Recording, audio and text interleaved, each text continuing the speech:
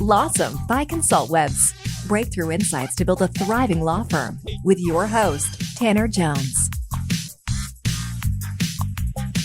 Hello, all our LAWsome listeners. Today on our show, we're talking with Melissa Lamore, Senior Vice President of Communications at Velocity, a legal advertising network, and she's also the president of The League.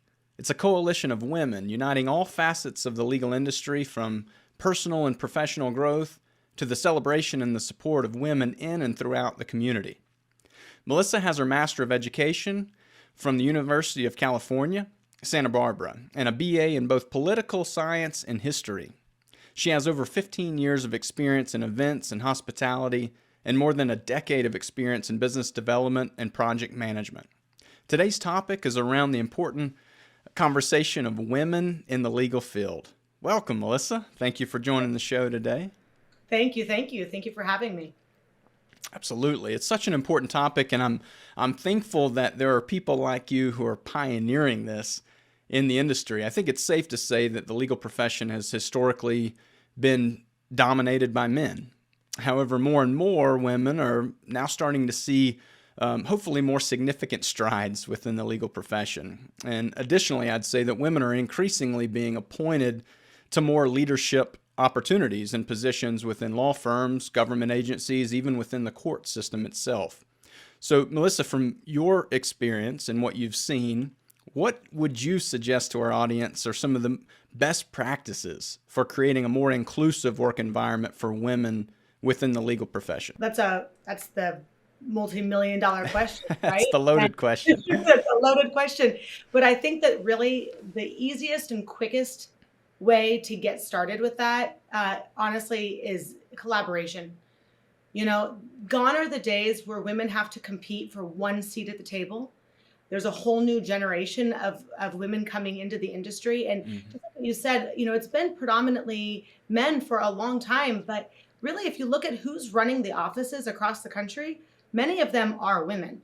So a big piece of what we wanted to create with the league, frankly, was not just attorneys in our league, but also paralegals, administrative personnel, law students, vendors. The whole idea here is that we're all working together. If it's one thing that I've learned just from my own personal, career, it's that the more collaboration I have, including with my competitors, the better off we all are, frankly, and the better off our product is, and then therefore the better off all of our clients are. So I just think that we need to shift the mindset away from competition into collaboration and see where we can solve exposures, see where we might be able to work together, see where we might be able to share networks, in order to sort of strengthen each other's, funnel or whatever it is that we're doing, right? I mean, I think that there's just no instance where solid collaboration doesn't benefit everybody. I love that. And I couldn't agree more. In fact, I want to kind of ride on a few of those things that you mentioned there, specifically that the league that you're behind. This concept is not just exclusive to women practicing law specifically. It's for the entire community, any affiliation essentially to the legal community for women specifically, but you also hit on the networking piece. So let's touch on that. How can mentoring and networking help women advance in their legal career based on your experience? There is no way that I would have the career I have now without having the network that I've been so fortunate to have. Really, the whole creation of the league was literally founded based on that network and that sort of system of support. As women, we look at women as professionals, we look at women as mothers, we look at women in the socio, status of our communities. You cannot deal with any of these issues of inequity or inequality without acknowledging that we are a whole woman. We are wearing many hats, and that it's essential that we have support and systems of support in all of those facets. That's the reason why when we created the league, this isn't just professional development. This isn't just personal development. This is also financial management. I mean, really the whole idea here is to take the whole woman and give her all of these systems and all of these networks to support her in every avenue. You having issues balancing your career and your family life? Let's talk about that. Let's come up with some creative solutions. What works for me? What works for her? What works for, her over here? I think that there's a lot that we can do here just by sharing ideas and sharing best practices. So I think, the network is essential, and that's really fundamentally what we're creating. Do you know how many cases you're signing from your marketing investment each month? If you want to diagnose the status of your firm's marketing efforts, then the LAWsome podcast has a gift for you. Discover the best and the most unique legal marketing solutions available today using the Decision-Making Handbook's free printable criteria. Claim your copy in the bio below. Well, I know the league is doing an incredible job toward that, and I want to come back to that in a moment, specifically the networking, because I know there are some challenges, both potentially internal challenges that women face, but clearly and obviously external factors. So I'm going to come back to that, but before we do that, it's clear to me that including more and more female workforce is not only a huge step toward improving diversity, obviously, but also helping to elevate a business as a whole. You alluded to this with respect to the majority of law firms out there have female-driven admin staff, even operations managers, many of which are directors running essentially behind-the-scenes operations of a lot of law firms. So we know that is the reality. But I'd like to ask, what have you seen, or maybe through the league, what have you experienced with respect to how law firms that are embracing that and pushing forward well beyond their time, how has that impacted their business, in particular, maybe speaking to profitability or growth? Good question. Really great question. I mean, the simple and the quickest answer to that, in my opinion, is you're either part of the solution or you are part of the problem, frankly. I mean, and you have to be proactively, actively, intentionally part of the solution. And that solution might work differently in different offices and different law firms across the country, but no question about it that the more progressive we are, the more open to systems of change we are, just look at company culture. Right now we're living and working in a market where it is difficult to retain any decent talent, right? So how are we making ourselves more attractive? It's not just with money, because we can make money pretty much anywhere now. I mean, the market is changing. So you need to make sure that you are attracting the people that want to work there, and then you're creating an actual work environment, a company culture that makes it welcoming for people to be there. And, to me, there's no question that investing in their personal development, investing in their professional development, investing in their whole person is going to make them feel seen and heard and give them some autonomy in their position. I mean, those are the things that you want as an employee. And those are the things that you want out of an employee when they're in your office. You don't want somebody coming to you constantly for permission. You want them to have the autonomy to make these decisions. And the only way to give them that confidence is giving them enough autonomy to do that, and trusting in them, and giving them enough mentorship to make any, changes or adjustments or corrections that need to as they learn through it. But, there's no question that once somebody feels that in their space, that it contributes to their overall, function and functionality in the office, and how they're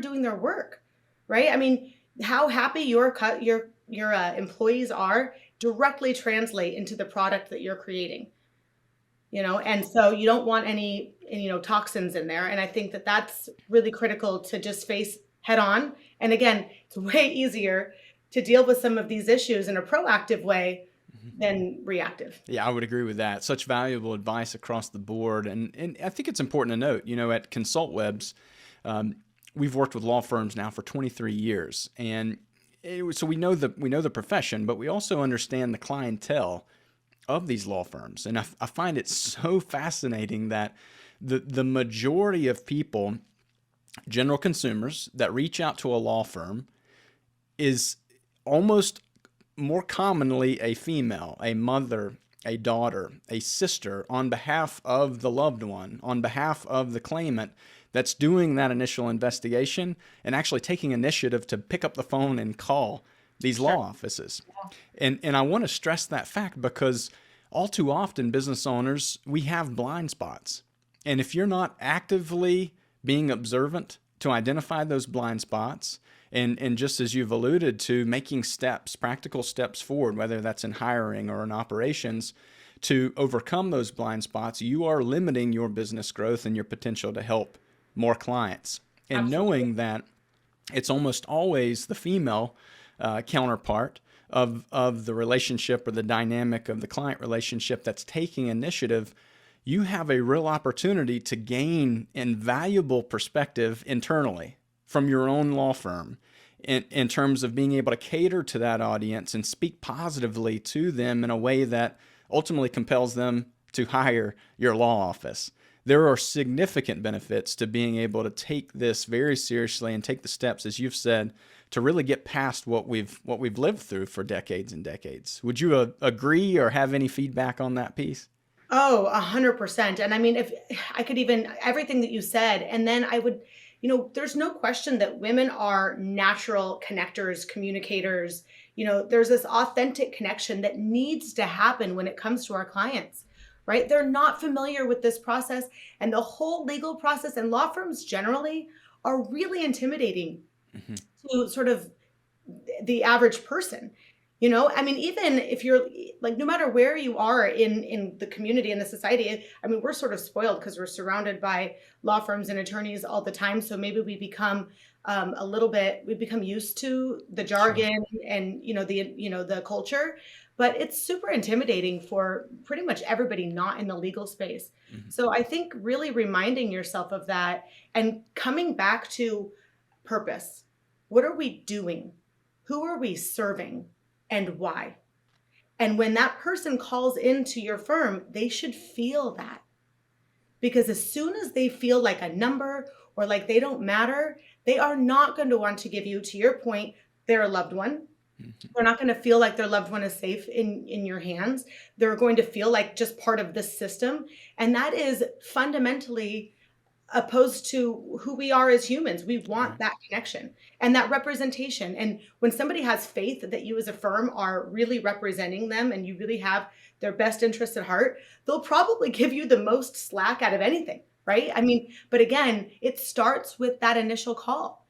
It starts with that very first connection. And I couldn't agree more that I just feel like that's a exposure that doesn't get maybe enough attention. Every year we make predictions about legal marketing trends that will affect hundreds of thousands of lawyers across the country. If you've been looking to reach new clients, stay informed, or gain a competitive advantage in your market area, this is your opportunity. Unlock the secrets of success with this exclusive PDF that reveals some of the top legal marketing trends in the industry today. Claim your copy in the bio below. This is great, Melissa. Yeah, thank you for that. And so let's keep moving. I wanted to come back to the networking piece. From my stance and what I've observed, the legal profession has clearly come a long way, even just since the time I started in this profession. But I think we both agree there's still a long way to go. But there are some realistic barriers that I believe women are still facing in the profession, one of which is the networking topic, where there's maybe a certain level of intimidation, or maybe there's an uncertainty on the best way to approach this. I'd like you to speak to that, but I'd also like you to speak to any other barriers that you've experienced in the profession. Let's just look at conferences for a second. Conferences are incredibly intimidating. It is all about networking, but it's really difficult to kind of walk into this sea of suits and not even really know where to start.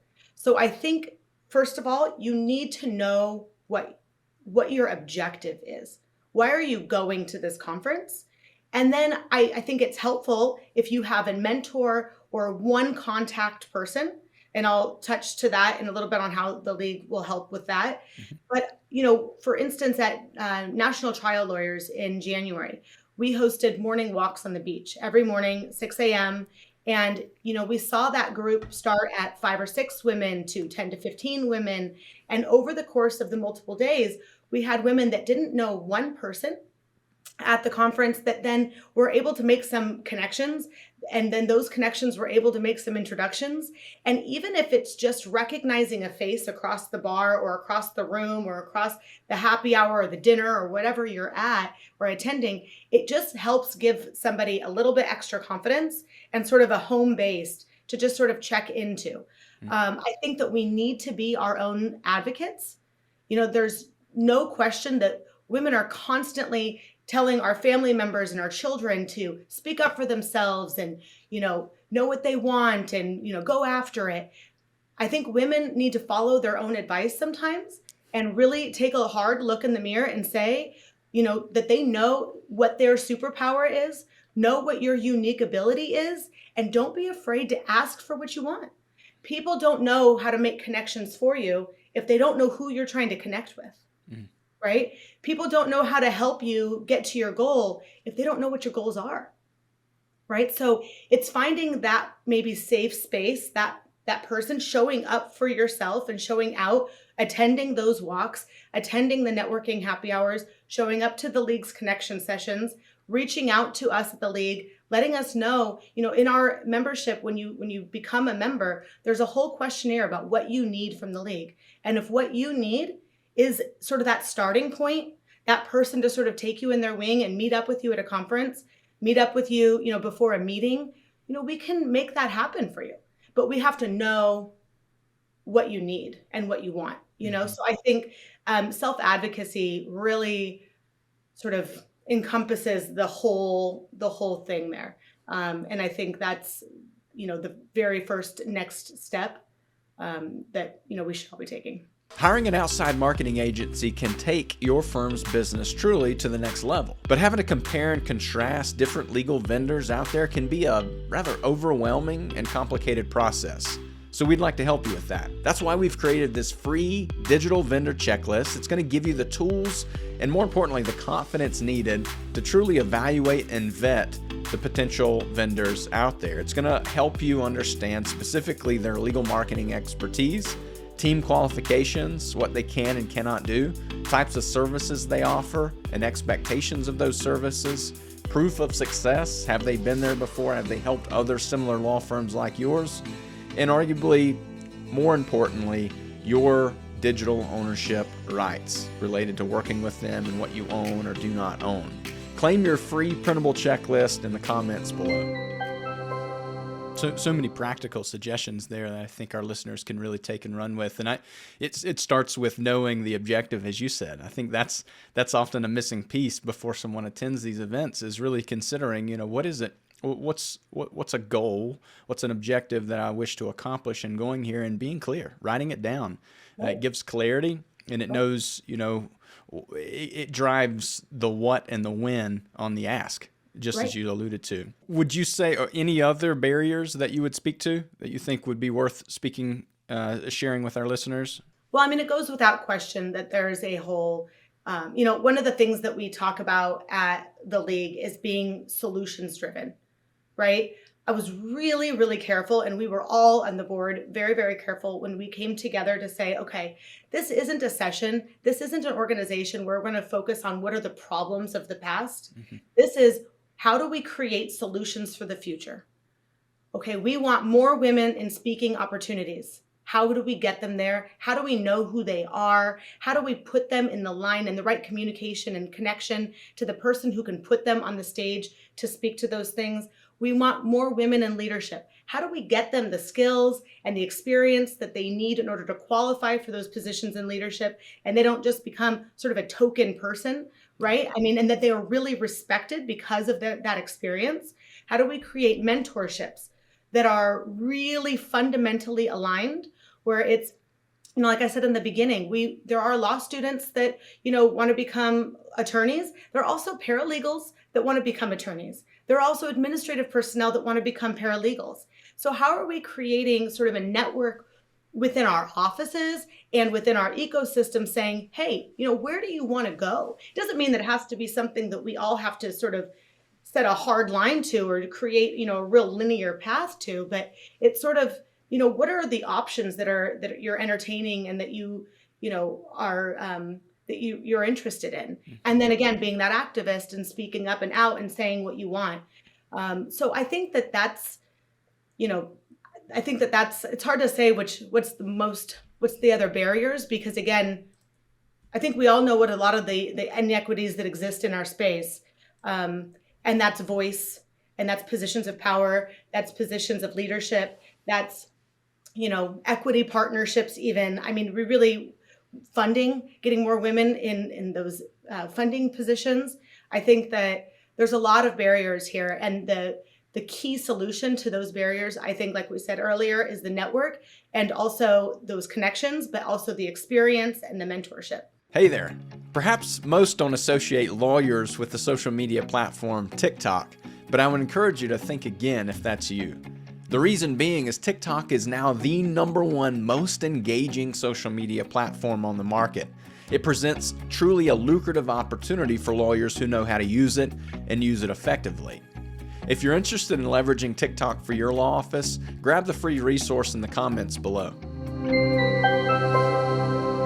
Melissa, I want to thank you again for pioneering this. I truly mean that, and I think it's such a critical thing within this profession, but it's also hopefully going to create more awareness, and in that awareness, hopefully there's more intentional effort to be more inclusive within the law office, build a wider diversity within the firm, which is ultimately going to give greater perspective and make a bigger impact within the profession. But before we conclude, I want to end with what I believe is arguably the most important part of this discussion, and that's speaking to potentially prior mentors. You've touched on the value of mentorship and networking, but if we may, let's get personal for a moment. I'd like you to share a success story.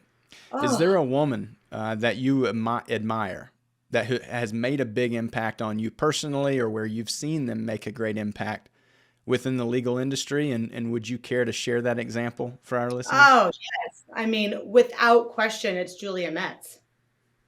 Without question, Julia Metz. I mean, anyone who knows her is to literally love her. You cannot have a conversation with her and not become like an ultra super fan, because she's just dynamic and honest and hilarious, the most incredible speaker, like the most incredible trial attorney. But more importantly than even any of those things, which are all amazing, she's so approachable and just really cares about the evolution and the elevation of the industry and everybody in it. I mean, there is not one person she won't help.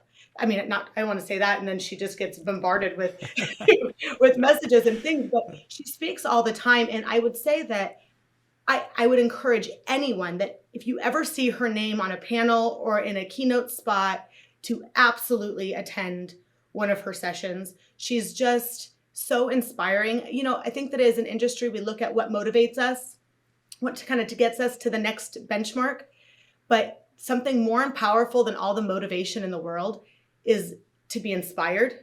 And Julia will just inspire you by her essence, right? She cares about the people we're serving.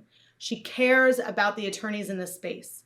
She cares about real, authentic equity and equality and diversity.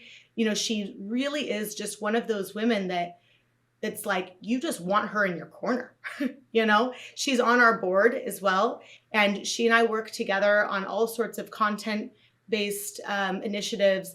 And, she and I work very directly together on the connection sessions as well. And just her experience hosting these webinars and her experience in education with the trial school. And, she's just got such a host of talents, and she's just so generous with all of them that I couldn't have picked another, woman in the legal industry that, I mean, there are so many other women in the legal industry that are just fabulous, but man, Julia's my ride or die. That's so special. Thank you for being willing to share that. And I would encourage our listeners, you heard that. You can imagine how Julia would take that.